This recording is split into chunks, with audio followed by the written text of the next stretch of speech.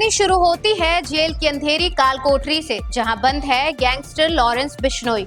वहीं दूसरी तरफ सलाखों के पीछे जकड़ा है उसका भाई अनमोल बिश्नोई।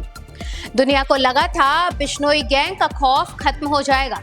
अब उस सिंडिकेट की रीढ़ टूट जाएगी जिसने भारत से लेकर विदेश तक खौफ का साम्राज्य खड़ा कर दिया था।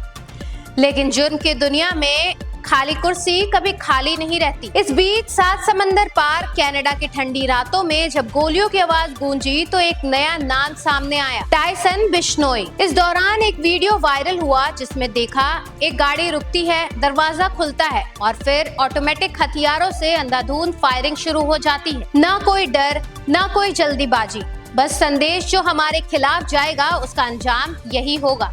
फायरिंग के कुछ ही देर बाद सोशल मीडिया पर एक पोस्ट सामने आई जो तेजी से वायरल हो गई। इस पोस्ट को देखकर सभी की आंखें खुली की खुली रह गई। इस पोस्ट में टाइसन बिश्नोई ने कनाडा हमले की जिम्मेदारी ली। उसके साथ साथ आरजू बिश्नोई का भी नाम सामने आया।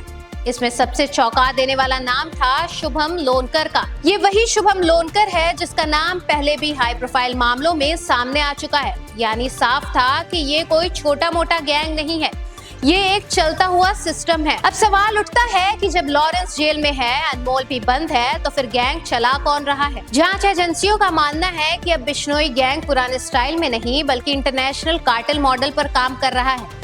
ये एक ऐसा मॉडल है जिसमें सरगना जेल में हो सकता है लेकिन गैंग बाहर जिंदा रहता है। अब आदेश सीधे नहीं आते बल्कि कई लेयर से गुजरते हैं, यानी रिमोट कंट्रोल क्राइम। विदेशों में छोटे छोटे मॉड्यूल बनाए गए हैं, कनाडा, ऑस्ट्रेलिया, दुबई, जहां स्थानीय अपराधियों को गैंग का नाम इस्तेमाल करने की छूट दी जाती है। फ्रेंचाइजी सिस्टम की तरह काम पूरा होने के बाद संपर्क खत्म कर दिया जाता है।